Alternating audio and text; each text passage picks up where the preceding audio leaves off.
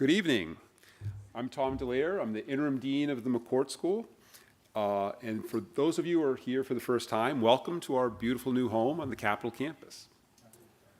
Tonight's lecture is a particularly special one for the McCourt community because it's named after then GPPI Associate Dean and Professor Leslie Whittington, who, along with her husband and two young daughters, died on September 11, 2001, when their American Airlines flight crashed into the Pentagon.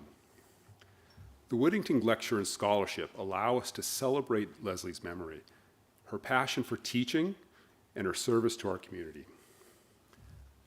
I also want to share how pleased we are to have one of our own giving this year's lecture. Governor Kugler is on leave from Georgetown, where she's a full professor at the McCourt School. We couldn't be more proud of her, of her service to the country, and the impact and policy she's been having at the U.S. Federal Reserve. Now it's my pleasure to welcome this year's Whittington Scholar, Philip Kulikoff, who's a second-year student in our Master of Public Policy program.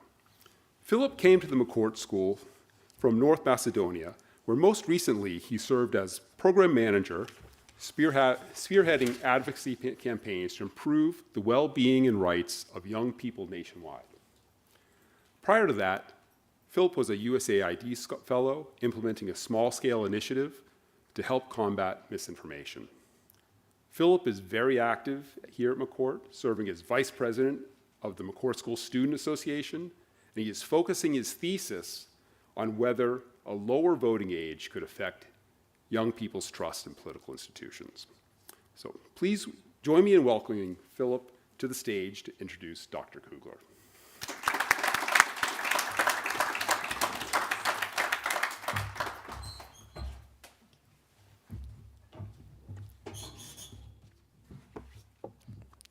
Good evening, everyone.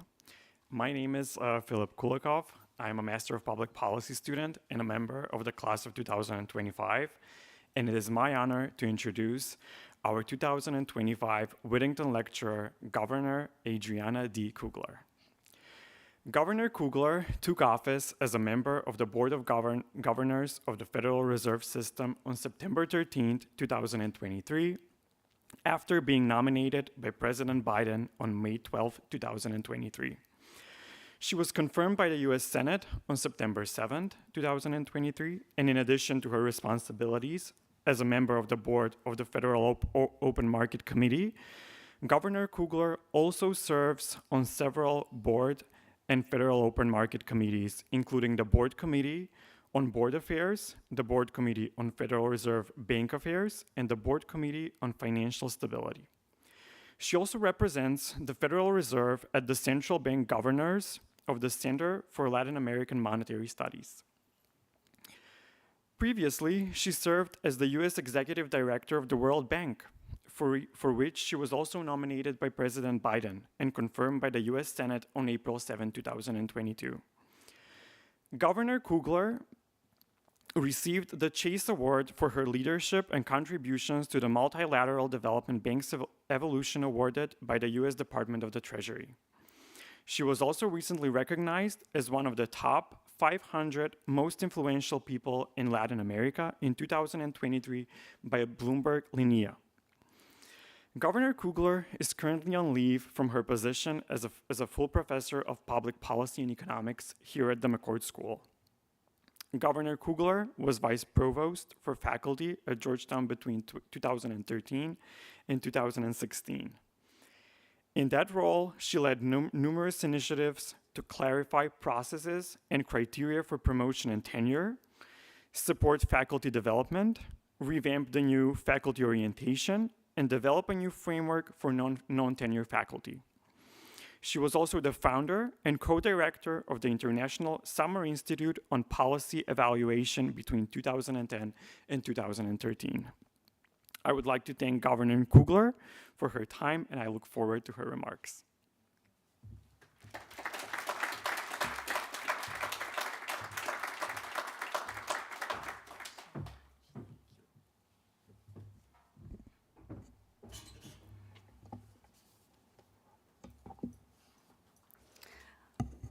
Well, thank you, Philip, for that very generous introduction, and thank you, Tom, for your really kind words.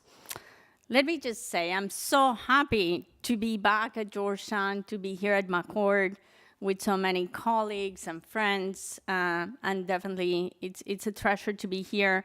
I'm particularly grateful for the invitation to give the Whittington Lecture. It is humbling to be here giving this lecture to honor the memory and the legacy of Leslie Whittington. While I actually did not cross paths with Leslie while I was here at Georgetown, when I arrived in 2010, I heard so many stories about her contributions to the school, the university, and certainly the students.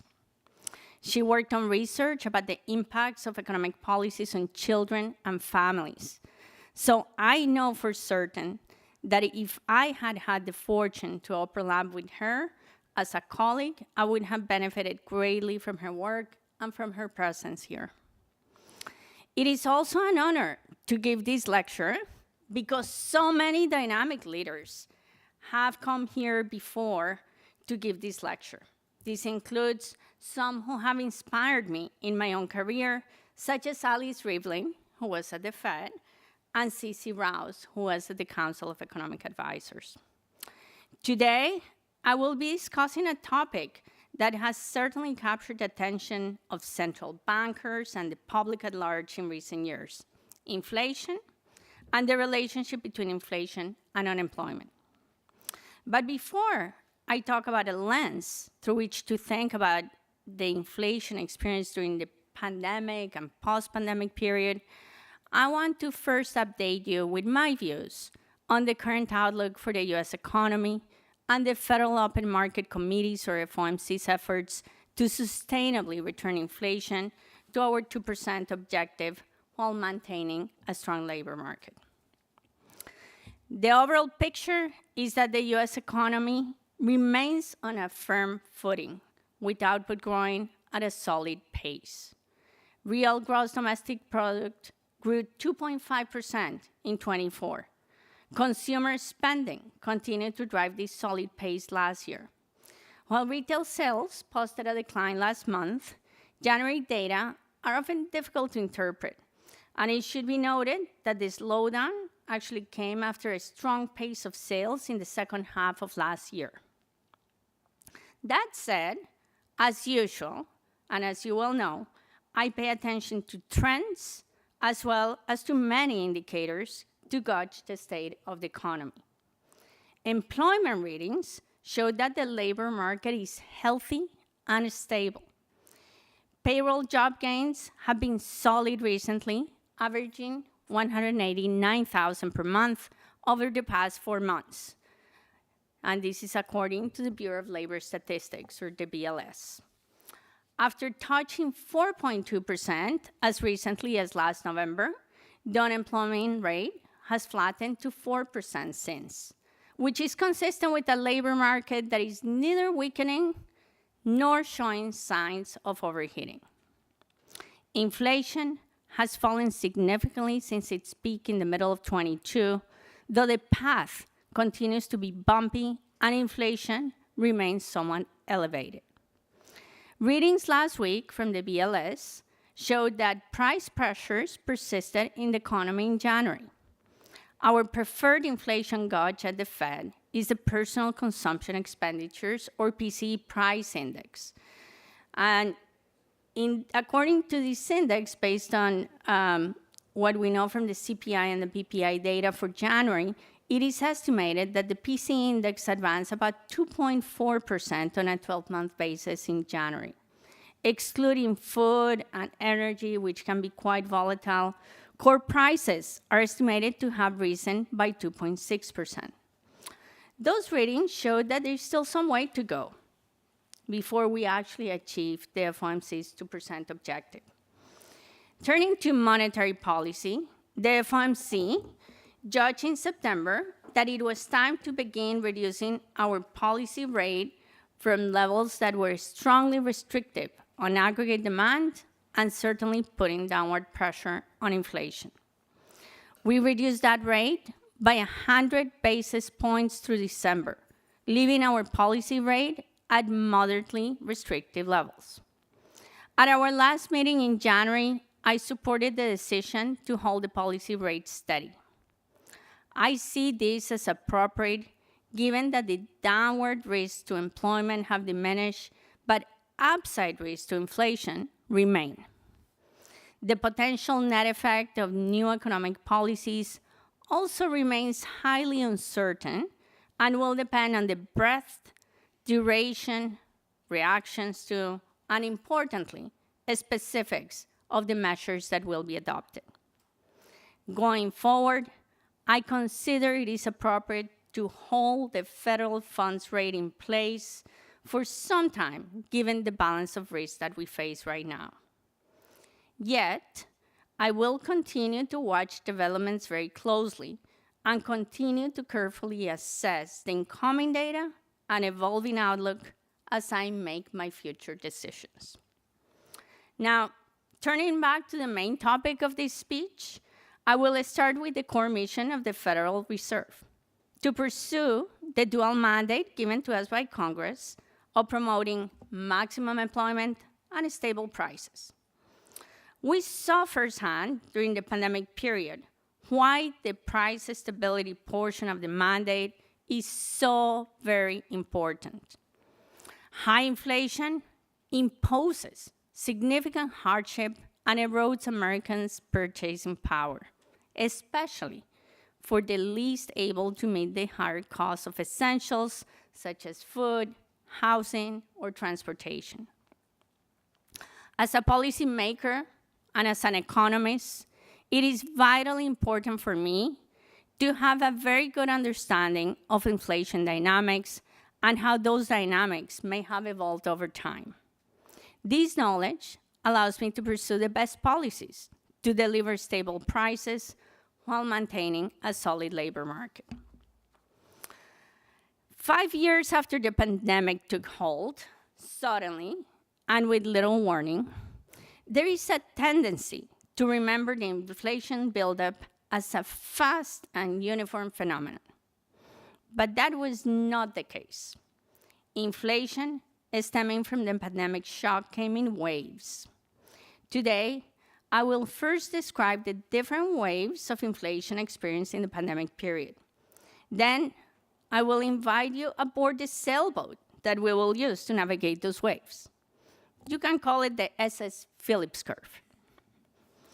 The Phillips curve is a model that has been used for a long time to try to explain inflation dynamics and the trade-offs between inflation and unemployment. Finally, I will discuss with you how this voyage may have changed the charts for policymakers.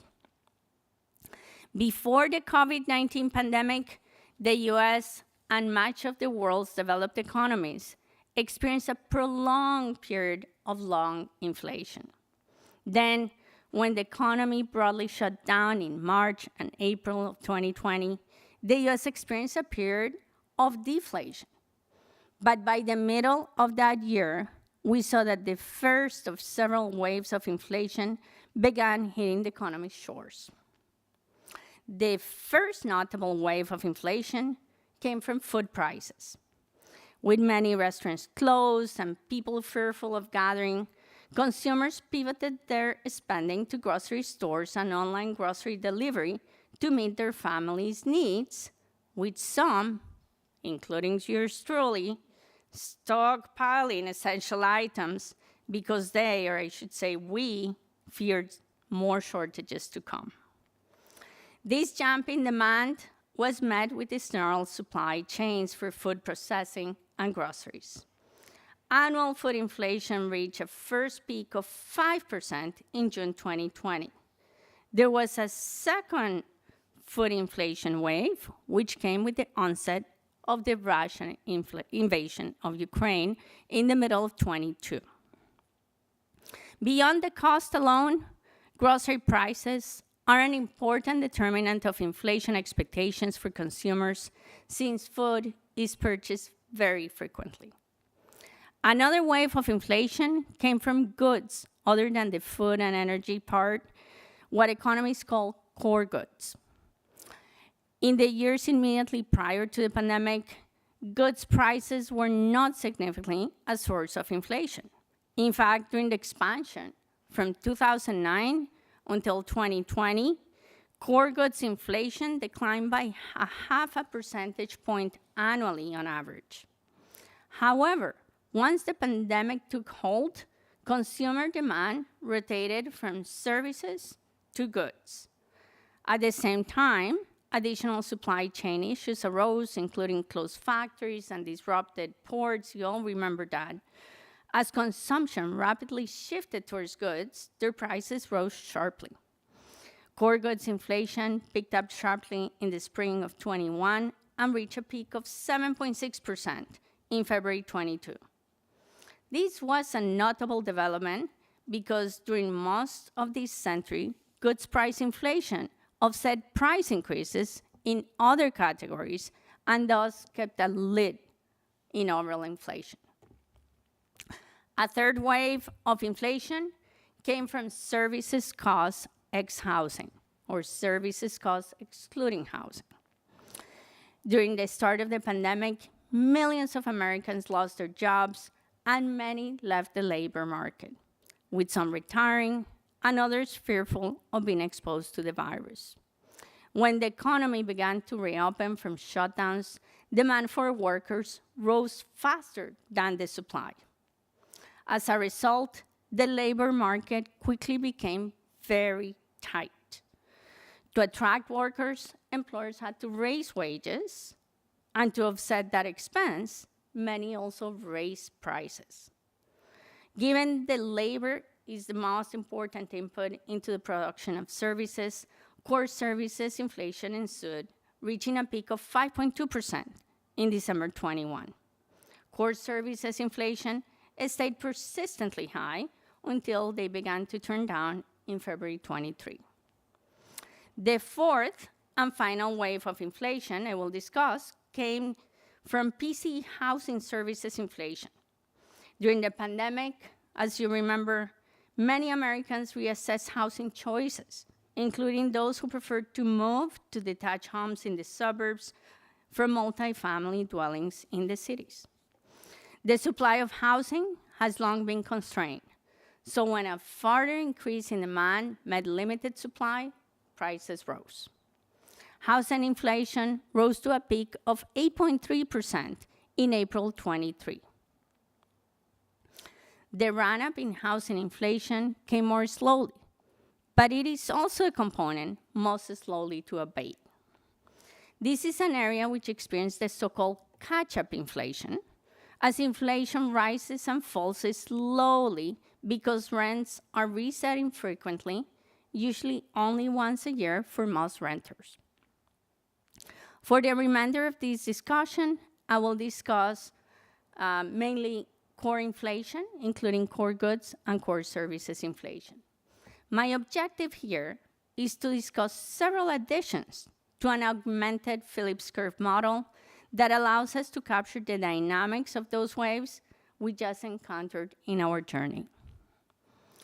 Since price stability and maximum employment are two components of the Fed's dual mandate goal, it is important for policymakers to be able to interpret the inflation process unrelated to macroeconomic conditions, including unemployment. One traditional way of understanding the usual trade-off between inflation and unemployment is to use this Phillips curve.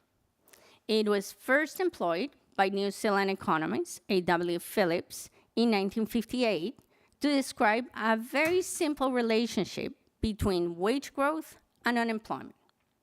Basically, it demonstrates that wage inflation is lower when unemployment is high and higher when unemployment is low. Since then, several variants and updates have been offered to the Phillips curve model, and I will offer some updates myself too today. One of the most notable updates came from Milton Friedman in 1967 in his presidential address to the American Economic Association. In that speech, he argued that there is only a temporary trade-off between inflation and unemployment because inflation depends on both the unemployment rate relative to a natural rate or what we call an unemployment gap, and also on expectations of future inflation. The unemployment gap measures how much unemployment is above or below some reference level, such as the natural rate of unemployment, or NAIRU, which is thought of to be the normal level of unemployment absent any cyclical forces. An unemployment rate that is above that reference level indicates that there is a slack in the economy. Conversely, if the unemployment rate is below that reference level, the economy is tight. The unemployment gap has an inverse relationship to wage and price inflation because the slack in the economy means that there are excess resources to meet demand, while tightness in the labor market means that there is very little room to expand demand without actually putting upward pressure on prices and wages. Let's turn now to the other ingredient in Friedman's Phillips curve, inflation expectations. Inflation expectations represent the rate at which people expect prices to rise in the future. A Phillips curve model that includes inflation expectations is called an inflation-augmented Phillips curve.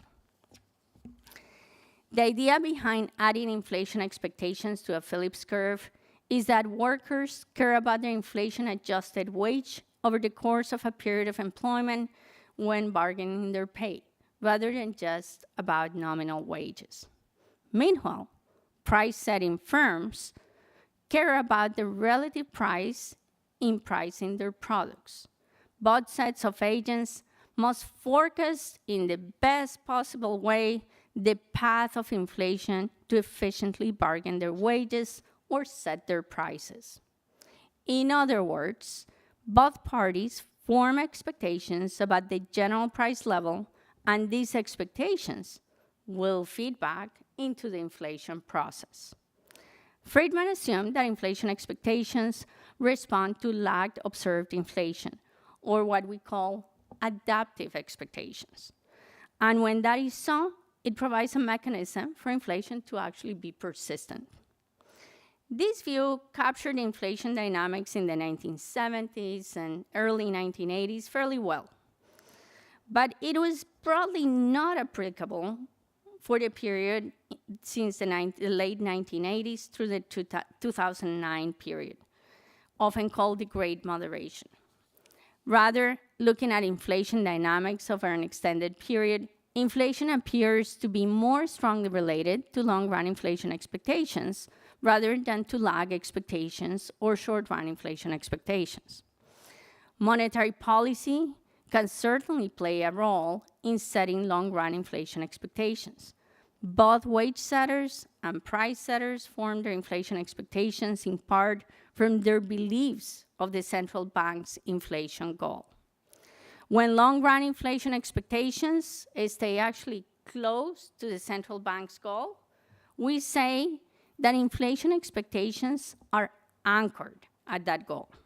That goal is currently set at 2%, and long-run inflation expectations have indeed been in a tight range around that target. The empirical literature on the Phillips curve has considered also additional variables that may affect inflation and has used those variables to create new versions of a Phillips curve. For example, Phillips curves have long included measures of cost-push pressures, such as core import prices.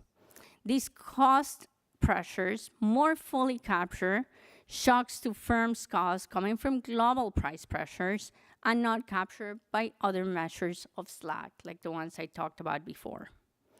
Other Phillips curves also include lags of inflation to capture persistence in the inflation process.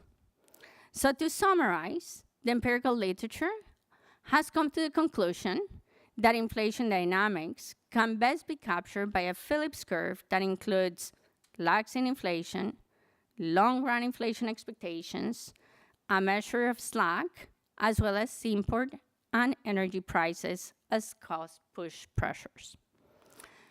An instance of that formulation of the Phillips curve is included in former Chair Janet Yellen's speech from 2015. Next, I would like to assess the accuracy of this baseline model during the recent run-up of inflation and consider how to augment the Phillips curve model with some new variables that may explain and may help to capture some of the shocks experienced in the pandemic and post-pandemic period. A large literature has emerged on how to interpret the recent run-up in inflation, and more research is indeed needed to fully understand this complicated episode. The Phillips curve model that I will use is another approach to consider, and like with any model, there are further augmentations that one can think of, such as, for example, adding potential nonlinearities. However, I really still see value in starting from this simple framework, seeing what it can and cannot explain about pandemic and post-pandemic inflation, and then seeing whether the addition of certain variables can help the model more fully account for the inflation we saw during the last few years.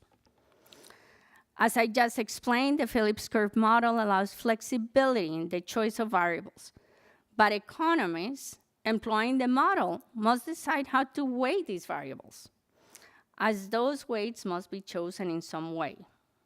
Economists choose weights by examining available data and deciding which capture the inflation process in the best possible way. This decision, as you well know here, is called estimation. That's what we teach you here. And the modern way to understand such an estimation is called training. Economists train a model on a specific set of data and consider different cuts of the data set to determine different ways to compute those weights. I will consider quarterly data, which has been consistently produced since 1964, allowing us to include the periods of the great inflation, the great moderation, and the most recent inflation run-up as well. We could use this entire data set to train the model, but subsample analysis is actually also helpful in terms of proving some valuable points. So I'll start with that. Let's start by updating former Fed Chair Yellen's results. She estimated the model using the data during the so-called Great Moderation, roughly from 1990 through 2014. I will update her results training the model through 2019, the last year before the COVID-19 pandemic took hold in the US. As the term moderation implies, this was a period in which both inflation and output became much less volatile. We do not know exactly what brought about the Great Moderation. Hypotheses include the effects of better inventory management or better monetary policy. We do know, however, that inflation settled into a trend near or slightly below 2% during that period. We estimate the model with data from this period, and we decompose how much of inflation is explained by the variables and how much is left unexplained, what economists call the residual. As it turns out, this model does a good job at capturing the inflation process over the period before the pandemic, and my results are indeed very close to what Janet Yellen gets. The model explains 70% of the variation in inflation, meaning that only 30% of the variation in inflation is attributed to these unexplained residuals. An alternative way to understand the unexplained part is as the standard deviation of the residual, or the unexplained portion of the model, which was 0.5 percentage point for the period 2010 to 2019, compared to the standard deviation of inflation of about 0.8% during that period. This model, however, really struggles to explain the run-up in inflation in the years immediately and after the pandemic. The unexplained portion of inflation, the residual, rises dramatically in 2021 and 2022.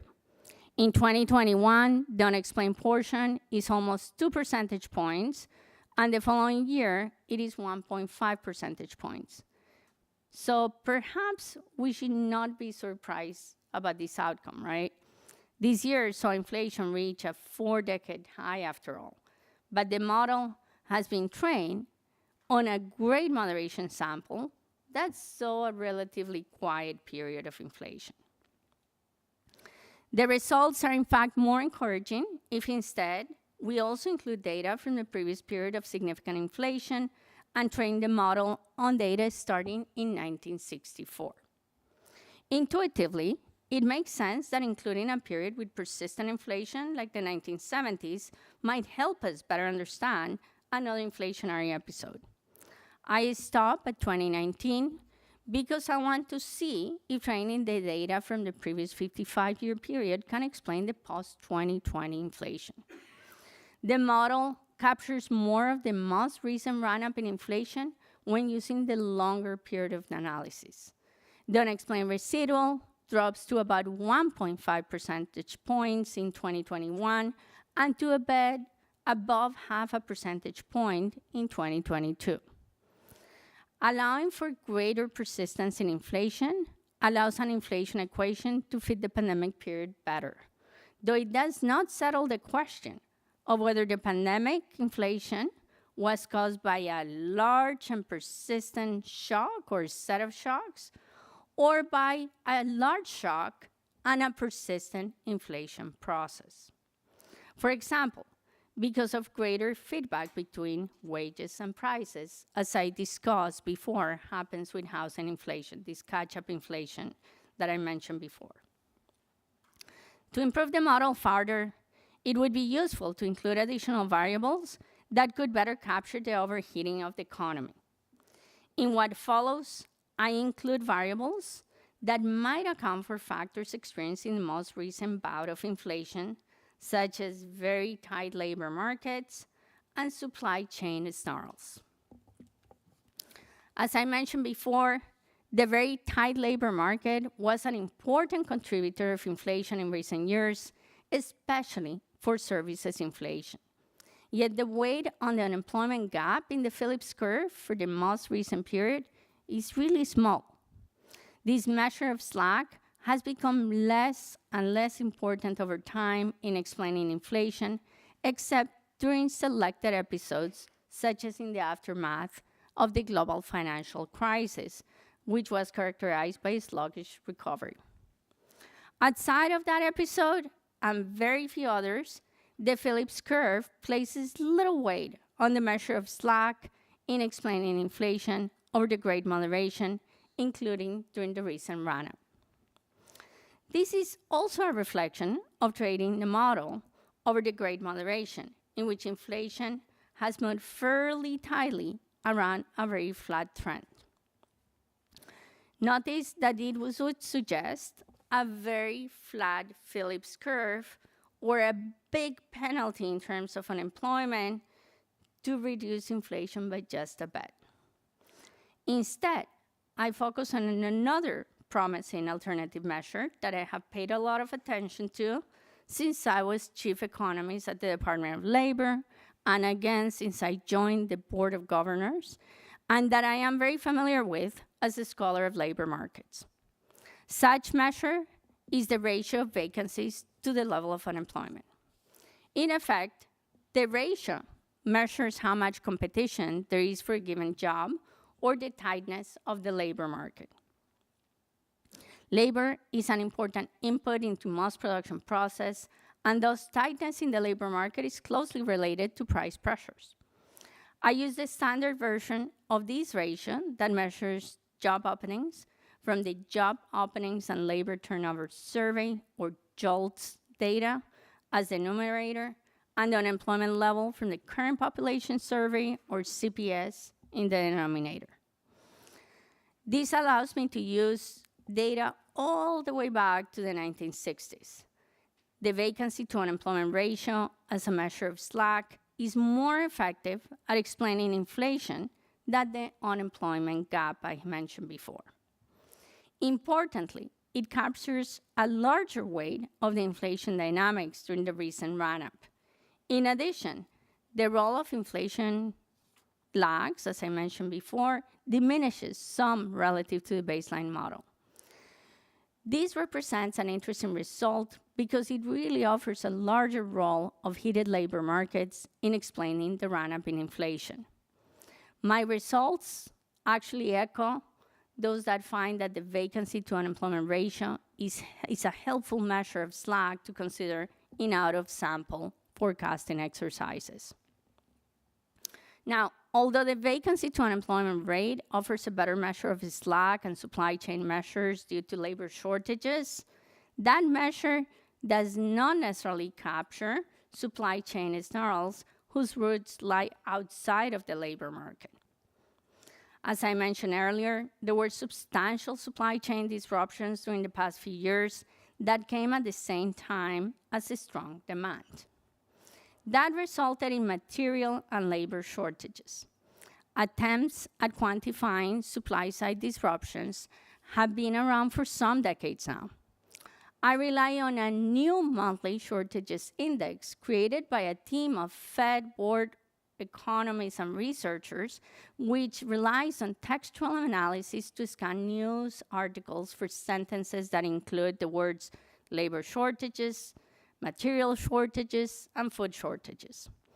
The total shortages index allows to better measure cost push pressures from different sources and is constructed all the way back to the beginning of the previous century. Thus, it makes a difference to have access to advances in natural language processing. And I am very grateful to the Fed researchers for all the work they do. When I add the shortages index to the baseline Phillips curve or to the vacancy to unemployment-based Phillips curve, I obtain that the shortages index explains an even larger portion of the inflation run-up during and after the pandemic. The residual for 2020 is cut in half. The residual for 21 is about 1%, 10 percentage point. Remember, it was 2 percentage points before, and the residual is effectively eliminated in 2022. It used to be 1.5%. I judge this a noteworthy result and a proof of concept that with additional augmentation, the Phillips curve model can better capture inflation dynamics during the recent period. Through the lens of this model, supply shortages played an important role in 22 in constraining output to grow at an anemic rate and in pushing up inflation. Moreover, the model is also able to capture the decline in inflation in 23 and 24, despite the strong expansion in real activity.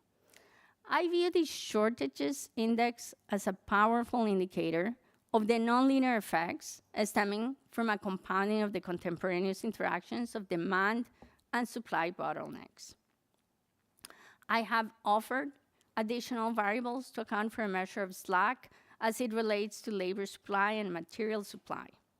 This exercise could be extended further to better account for some of the subcategories of inflation that caused the waves I discussed earlier. For example, services inflation ex housing surged with some delay, as I mentioned before, relative to food or core goods inflation, and it was likely driven by tight labor markets. I find indeed that the ratio of vacancies to unemployment is even more relevant to capture services inflation dynamics than for core goods PC inflation. As another example, food inflation, which, as I mentioned, was characterized by two distinct waves, can mostly be explained by the food shortages index, which captures a large portion of the residual in the baseline model. So now let me conclude with some lessons for policymakers. So a reminder for myself as well. Today, I have discussed the waves of inflation the country faced starting 5 years ago. I also talked about how the vessel we use to navigate those choppy waters can be improved upon.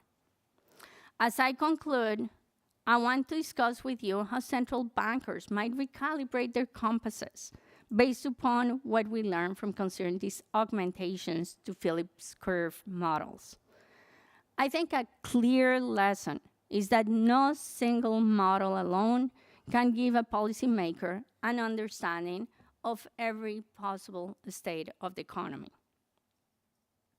Policymakers must be open to various options, models, and frameworks, and not be afraid to experiment in search of more accurate answers. Policymakers must be very attentive to the most recent contributions from academia and empirical practitioners. Broadly, that is the approach I take, and why I apply the same rigor I did as an academic researcher to the monetary policy decisions that I confront. The recent run-up in inflation in many ways was a rather unique period, at least initially spurred by the first onset of a global pandemic in more than a century. Fully understanding the dynamics at play has provided a tough test for economists. The models I described today have had some success in capturing salient features of the inflation process during the pandemic and post-pandemic period.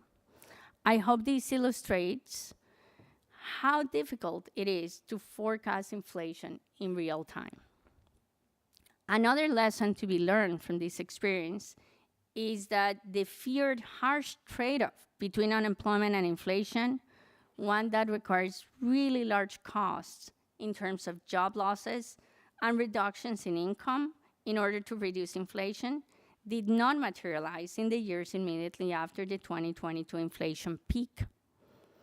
Inflation has been significantly reduced while the labor market actually has remained solid. This is a historically unusual but most welcome outcome. While this outcome is partly due to the actions of Fed policymakers, it is also possible to explain that remarkable result through the lens of the models that I have presented today. A large fraction of the rise in inflation, most specifically core goods inflation, can be explained by supply chain snarls. The untangling of supply chains contributed to a decline in inflation while causing little cost in terms of unemployment. Likewise, labor markets were very tight in this period. As workers returned to the labor force, labor markets became less tight and the vacancies to unemployment ratio declined. That corresponds with a subsequent decline in inflation. And that is indeed a consistent explanation with services inflation being closely connected to the cost of labor. So thank you very much again for your time today. And once again, it is just so humbling to be asked to give the Whittington Lecture to honor the memory of fellow educator, Professor Leslie Whittington. And I look very much forward to your questions.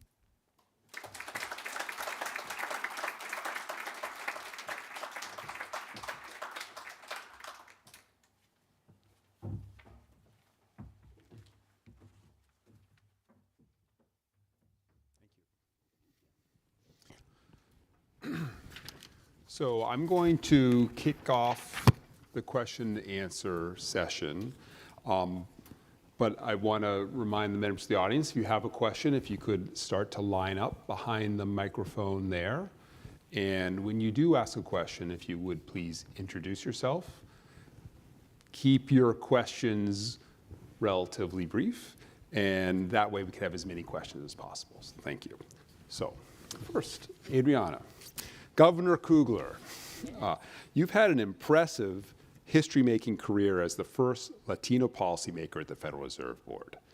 How have your life experiences affected your career path and your research? Thank you so much, Tom. Thank you for your question. So I do think that it's interesting to look back at my personal story to kind of understand first how I got into economics and then how I do the things I do in the way I do because of who I am, right? So interestingly, I was born here in the US, but I spent my childhood and teenage years in Colombia. So for me, those were formative years. Your childhood, your teenage years really mark you and kind of impact the way that you look at the world. And I think growing up in Colombia, I just saw realities that I know I wouldn't have seen had I grown up here in the US. I saw extreme poverty and extreme inequality. I saw child labor. I saw poor infrastructure. I saw lack of access to basic necessities. And when you're a child, that really stays in your mind, right? It impacts you. It generates a way to view the world. And when the 1980s came in Colombia, interestingly, I lived through double-digit inflation. So these numbers that I gave today, they are very high for the US, but they're not in the double digits, right? In many other countries, you live through double-digit inflation, and that was the case in Colombia when I was a teenager. And I do remember vividly going to the supermarket with my parents and going to the checkout line and making choices, right, on what groceries fit the family's economy and which ones didn't, and my parents' salary at the time, choosing to buy perishables or non-perishables, right, because you want things to go a longer way. So those are memories that stay with you. And interestingly, here I am, right, dealing with the two sides of the mandate, maximum employment, unstable prices and inflation. And those are experiences that I lived through when I was a child and when I was a teenager. So come age 15, my parents and the family moves back to the US. I attend public schools, and I spoke almost no English. So what I did, my strategy was to carry, I don't know if it was a good strategy, but this is what I did. I carried a huge Merriam-Webster dictionary with me, and I used that dictionary in one hand and my textbook on the other, and it would take me forever to get through my readings, right? So my daughter now appreciates, she doesn't complain to me about her long readings, right, in college. And I just make that through it because we didn't have any Google Translate at the time. No cell phones, no, right? So that was it. You had to find ways to navigate those situations. And another thing I did was I kind of gravitated towards activities that had universal languages. So that was math, sports, and music.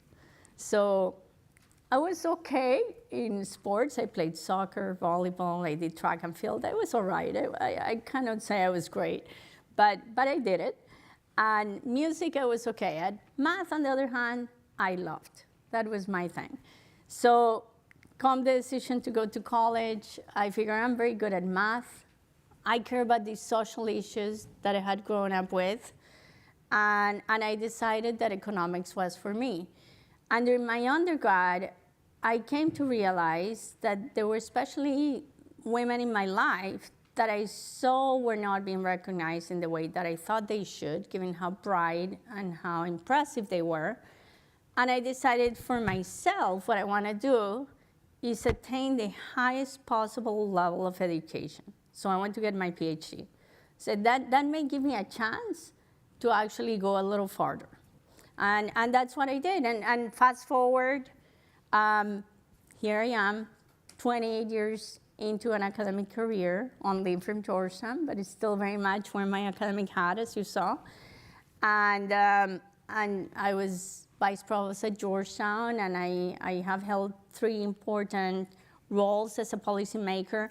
But I would say that in all of those roles, I never forget where I came from. And those personal experiences have definitely marked me in everything I do, from research, how I choose my topics, how I teach in the classroom, but also in the policy roles and the perspectives, the different lens and the different perspective that I bring to the discussion that we're having at different boardrooms, where I have a seat at the table today. So I feel extremely fortunate, but I feel that those personal experiences mark me, and they continue to very much be there with me to inform how I view the world. Thank you. Thank you. Yeah. So before I turn it over to the students, you have a very impressive career. So what advice would you give our students as they begin the first steps of launching their careers? Yeah, thank you. So 3 pieces of advice. The first one, become experts. Gather as many analytical and technical tools as you can. And I know that all of you are doing exactly that here at McCord. You're very lucky to be getting the education that you're getting.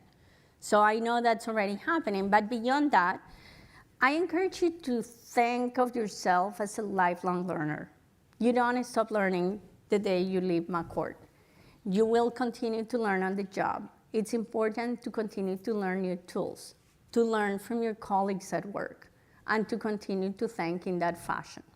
So to me, that's really important. Don't think that you stop learning and then things will move on. If you want to open doors, you're going to have to keep pushing yourself. And it's something that at least I enjoy. So it doesn't feel like an effort because it's something that is actually enjoyable. The second thing, and talking about learning from others, is find mentors. So I feel incredibly fortunate to have found some amazing mentors along the way. And I can mention just two, who are my colleagues and your professors at McCord, George Akerlof and Nara Isa, both who were amazing mentors and are still amazing mentors to me. And I have found other mentors along the way. And I think mentors are really important because they will teach you the ropes of the trade, right? They will teach you things that are not in written manuals when you get to your workplace, but things that you can only learn from others. And in addition to that, they'll be able to vouch for you as opposed to you having to vouch for yourself, right? Which is not so much fun. It's better if somebody else can say something good about who you are and your qualities as a professional. And then they can open doors for you. They can literally sponsor you and help you find new opportunities. So I really encourage you to find good mentors along the way. And then the last thing, I kind of mentioned this towards the end of my last question, but I'll mention it very quickly. I think it's good to remain your authentic self. Whenever you go through your life and your career, just because you're at work, you don't stop being who you are. And that has a lot of value because that kind of colors the way you look at the world and the way you look at issues. And it allows you to, together with those analytical and technical tools, to come with different perspectives, with different ways of viewing things that others may have not really thought about. So it's the value added that you put in. So don't minimize who you are. That is, in fact, what may add value to the discussion, where you're trying to get people with different trajectories, different personal stories to come together and understand the world around us. So especially in the policy world, I think it is very important to have those different perspectives around the table. So, yeah. Okay, thank you. So we're going to have 3 questions asked, and then Governor Kugler is going to answer all 3 at once. The idea is to avoid supply chain issues and minimize inflationary pressures. So, please. Thank you, Governor Kugler. It's an honor to have you here today. I am Göker. I'm from Turkey, Istanbul, and I'm in SFS School of Foreign Service studying international economics. My question is with regards to President Trump's tariffs. Do you think it will cause a one-time hike or a continuous inflation? What are your main impressions for now? Thank you. Thank you. Good evening, Governor Kugler. Thank you for the excellent address. I appreciated it. My name is Lindsay O'Leary. I'm a civil engineer by background, so your love of math really resonates with me. I'm currently in Georgetown's Executive MBA program, class of 2026. So happy to be here tonight. Thanks for the invitation, extended to the other Georgetown business schools. So I would like you to speak a little bit about the policy around machine learning and artificial intelligence and what the federal government is doing to set some guardrails around that or gearing up to keep up with the space of the technology industry. Hello, Governor Kugler. Thank you for being here with us today. I'm Juan Menendez, an MIDP student from Argentina, so I too have lived through 2 and 3 digits inflation. Like 3. Yeah, that's right. Exactly. My question is linked to the updated Phillips curve model you mentioned. How do you factor the market structure or relative price setting power of Sorry, what how do you, in the Phillips model updated Phillips model curve model that you mentioned? How do you factor the market structure or relative price setting power in some industries that become especially relevant after an external shock, such as pharmaceuticals during COVID-19? Thank you. That's three. So thank you, perfect. So let me start with the last one. I think that's a fascinating question, in fact. This issue of markups and market structure, it's not actually included, but I think it's another component to be considered. One issue I have to say is that it is very difficult to measure markups. Very, very difficult. So I've done some of these in, say, manufacturing, where you can actually do a really good job at measuring prices and measuring costs, and you can look at the markup, and you can take account of market structure through Herfindahl indices.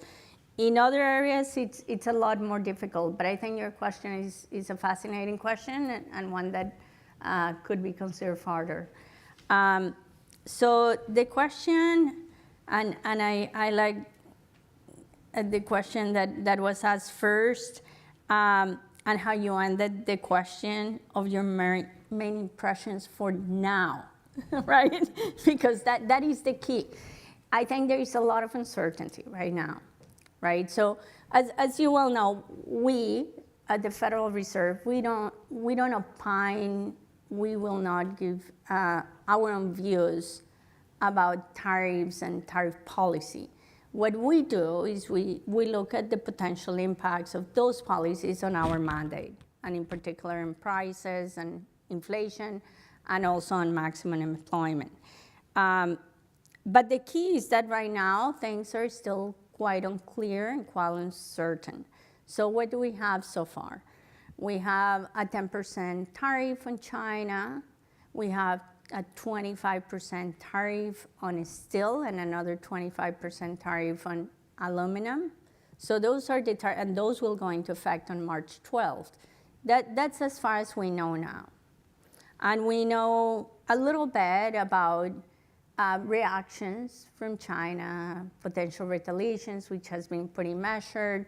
We know that steel and aluminum are intermediate goods, which are used in the production of autos, which are used in the production of transportation and also packaging. So it can affect the whole supply chain network and prices in other areas. But beyond that, we don't know what is going to happen, for example, with Canada. We don't know what is going to happen with Mexico. That was put on hold and probably will be negotiated again come March 4th. We don't know what is going to happen with the reciprocal tariffs, whether they're going to be imposed at the country level or at the product level, or whether it's going to include non-tariff barriers. So there are a lot of unknowns.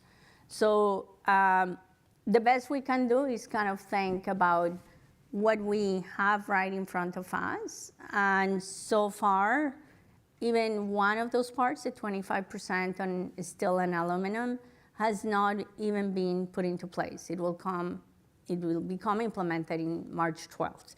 So for now, I think we're looking at those potential scenarios. They could potentially, again, depending on exactly how things go down, put price pressures and bring up prices. But the how much is less known now, because we just don't know what is going to happen from now until March 12th or until March 4th. So we're considering all sorts of different scenarios. So I think one issue as well is how much will these be passed through as higher prices to the consumer. And that is also known, right? So we're considering different scenarios, but as your question alluded, right, what are my impressions now? I think we have to wait. So, but there could be the effects, at least the tariffs that have been mentioned, were smaller for China than initially they had been envisioned. On the other hand, the steel and aluminum were higher than anybody had expected maybe before. So we'll have to see once again how much of that gets passed on to the consumer. But we're definitely paying very close attention to what is coming down the road. And down the road, we will have to take that into account as far as setting up our policy rates. With regards to AI, I would say we at the Fed at least, but I know in other parts of the federal government, definitely are being cautious about the use of AI, trying to make sure we allow for innovation to take place, but at the same time understand that there could be situations where it works better than others, that having the right data is key, as we talked about training the data, right, on samples and subsamples, and if you don't have the right data, then trash in, trash out, right? So I think we are experimenting in different settings. We're doing a lot of pilots, and we're certainly thinking also about the effects of AI on the labor market and the economy more broadly. So that's something that we're considering down the road too. Thank you. Governor Kugler, thank you very much. My name is Michael Chen. I'm a freshman in the McDonough School of Business, and I'm going to major in finance. As governor of the Federal Reserve, as one of the governors of the Federal Reserve, your policies and decisions create ripple effects throughout the world and financial markets, and it also creates long-lasting impacts on the lives of everyday Americans. How do you maintain an objective and calculated approach in making these tough decisions?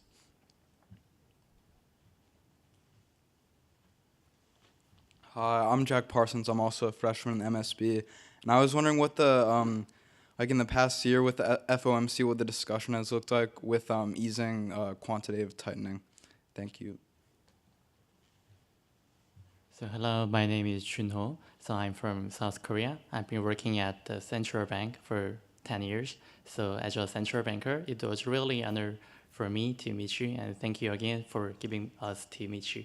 So my question is very simple. So as a central bankers, usually central bank, so it's quite a conservative atmosphere, so to something new. So could you just introduce the response or reaction when you introduce your new models? So thank you very much. So can you say again what you want me to talk about the models that we use at the Fed? Or? Actually, your colleagues some response or the atmospheres when they listen or when they have a chance to know your model. So Philip's cover it. So.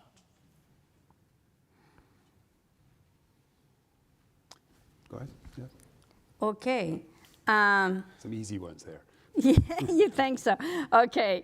Let me start with Michael's question about the calculated approach. I think the fact that we know, as you well reminded me, that we're affecting the lives of everybody, not only here in the US, but around the world, is something that reminds us of the huge responsibility that we have. But of course, you know, we cannot get paralyzed because of the fear that, you know, we are having this huge responsibility. In fact, what we do is exactly, you know, the thinking that I shared, which is to try to gather as much information as we can to understand the state of the economy. So we do that through data and models. But I would say another thing that I think is really important as well is to talk to people across the country and to get real-time information about how people are seeing the economy, because that tells you a lot about, you know, data is usually pretty lagged. You get it 1 month later, sometimes 1 quarter later, in some other cases 1 year later, right?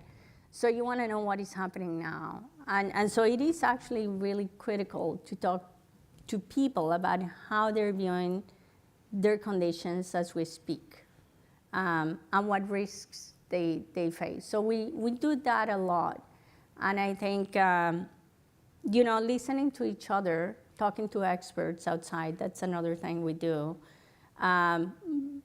But, making sure you don't come with fixed ideas. You're open to consider new possibilities. Which takes me to, I guess, the last question about how colleagues respond to each other. I think it's amazing, the FOMC meetings, we log into a room for 2 full days nonstop to listen to each other. That's exactly what we do. But even before that, I talked to all of my colleagues at the FOMC 2 weeks before we meet in person, and I'm sure that I am listening to other points of view, so that you don't think you have all the answers, but you try to understand other viewpoints. Some of them represent their 12 presidents in the 12 districts of the Federal Reserve System. They all represent different parts of the country. And it's very important to understand, things that they're seeing in Cleveland, or that they're seeing in Dallas, or they're seeing in Kansas, that maybe here in Washington we don't see. And by the same token, we're seeing other things here. So sharing that information, I think, is very important, and I think we all take that very seriously. We don't come with fixed ideas. In fact, I would say I spend probably more time talking to those that I know, ahead of time, probably have different viewpoints from mine, because I think that forces me to think harder, right, about why I may be seeing things a certain way, and it may question the way I see them in the future, and I'm willing to rethink. So I think it is very important to have those dialogues and to listen again to people across the country. We are winding down our securities holdings. That is happening. But that winding down has to be consistent with what is now our ample reserve regime. And so we need to probably stop at some point when that's going to put us in a situation where no longer into an ample, so we want to stop before we're above these ample reserves. So it's, it doesn't mean they're not gonna run down eventually down the road. It just means it may take longer, and down the road we will continue to do that as well. Hi, thank you so much for your address, Governor Kugler. My name is Nikita Raman. I'm a second-year student in the School of Foreign Service studying international economics. My question is about the estimation or regression model that you conducted for the Phillips curve. First, I was wondering whether or not your research was in alignment with recent studies on nonlinearities in the Phillips curve that have found some empirical evidence of central banks being able to not have as large of a sacrifice ratio between the output gap and inflation reduction in periods of cost-push inflation because of larger price changes in response to those periods of cost-push inflation. Second, I was wondering what you think the optimal role of central bank forward guidance is in light of the fact that you highlighted the role of long-run inflation expectations.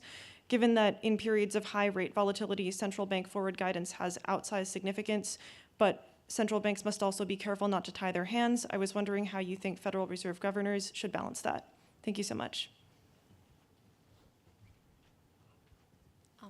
Hi, Governor Kugler. It's really nice to have you back at Georgetown, and thanks to everyone for setting up this great event. I'm Shana Han. I'm a MPP student here at McCourt, and my question's much simpler. I'd love to know what you read, like if there's anyone in particular who you find fascinating, insightful, journalists, authors, writers, economists.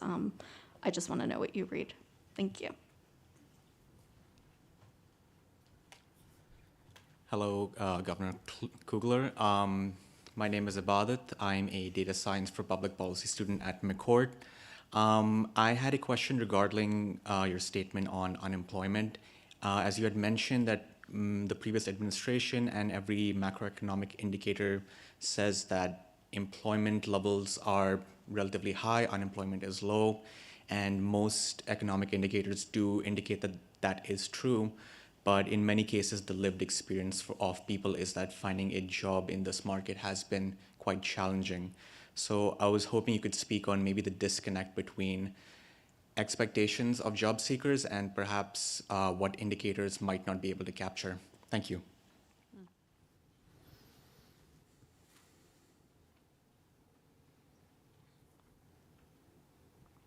Good evening, Governor. My name is Beheshta Ulbar Rahman. I'm from Afghanistan and a second-year MBA student at McDonough School of Business. You mentioned that the Phillips curve model had trouble explaining the rapid rise in inflation during the pandemic using past data. Would you what did you learn from the adding new factors on it, like the shortage index, to better understand inflation? And how can policymakers use these lessons in the future? Thank you.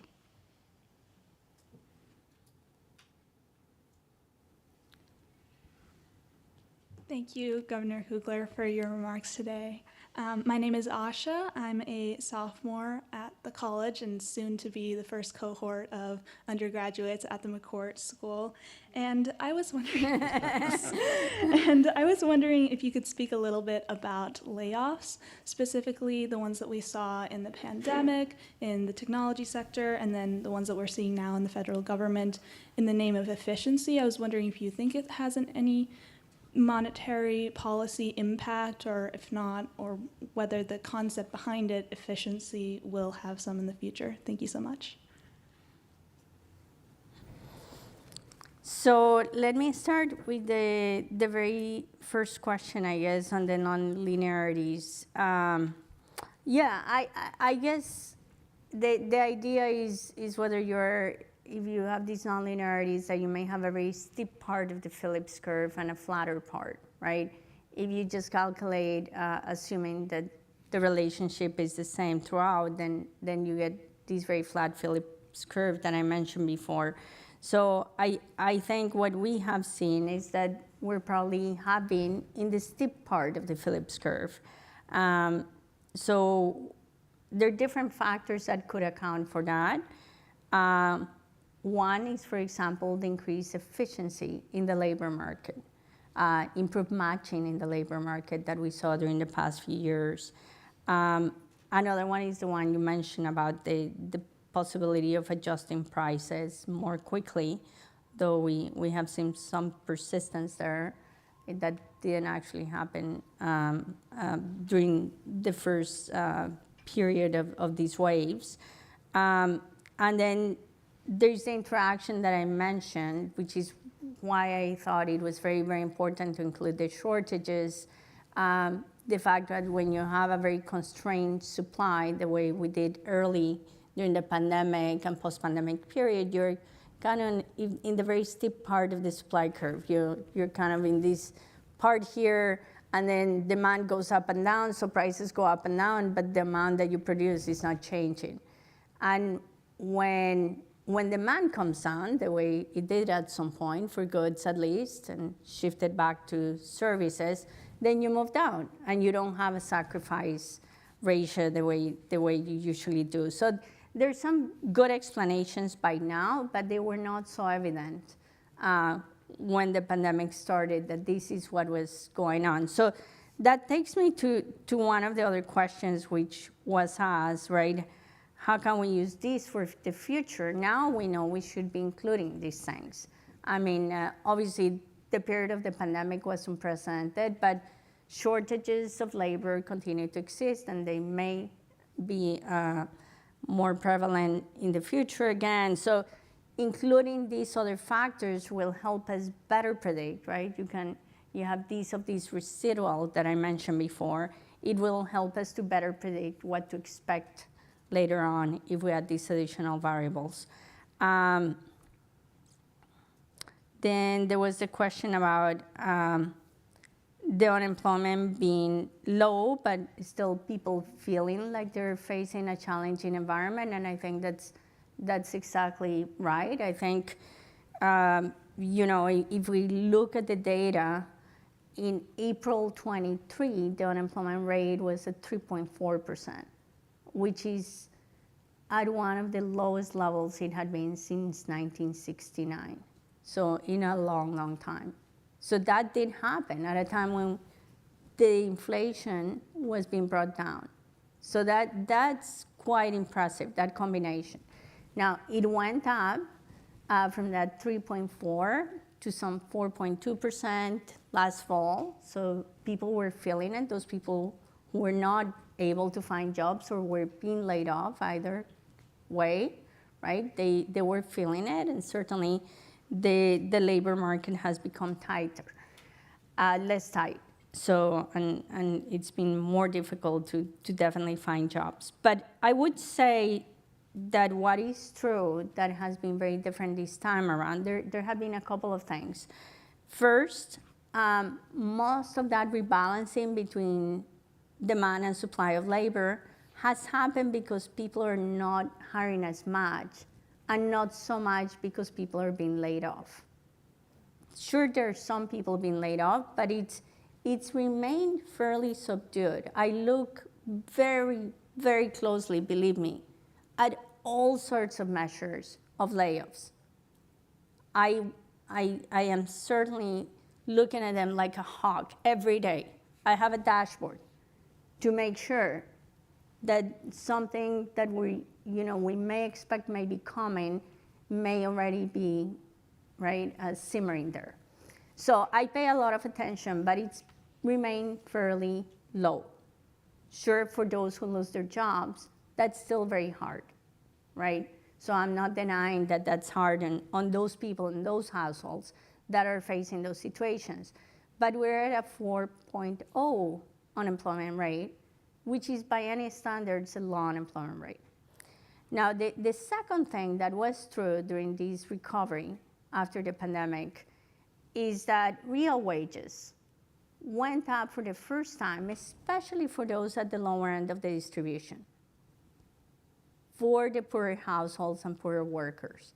Those real wages went up all the way, and then eventually they caught up with the other groups as well. So I would say that's also unprecedented, and that's something that has allowed households to keep spending. And that's why we see so much consumption, and consumption certainly helped to keep the economy going. But we pay a lot of attention to many other measures aside from just the unemployment rate, aside just from the vacancy to unemployment ratio, aside from these aggregate measures. We look at flows of workers into and out of unemployment precisely because you want to see the dynamics. We look at quitters. Quitters are usually a pretty good measure of how healthy the labor market is, right? If a person is willing to leave their job and go somewhere else, it's because there are opportunities, like there was during the Great Resignation. That period is long gone now. So I understand that it's harder now for new job seekers to find those jobs, but it's something that we certainly pay attention to. So we're looking at many, many different measures, I would say. Yeah, we don't, just generally with layoffs, I would say it's something that we pay attention to in all sectors, regardless of the part of the economy where it is happening, and we certainly, it's part of our mandate, right? So that's what we do, yeah. And the last question was, besides Bill Gormley Mysteries, what do you read? I read a lot of economics, so that's where I spend most of my time, yes. I do like cooking, and I like music, so I listen to a lot of music. Yeah, great. Yeah. Well, thank you. Thank you, Adriana, for joining us here tonight, for your remarks. Thank you. For your insights and your advice to all of our students. Thank you. And thank you, everyone in the audience, for coming tonight and for your questions. And please stay. We have a reception. And also join me in thanking Governor Kugler.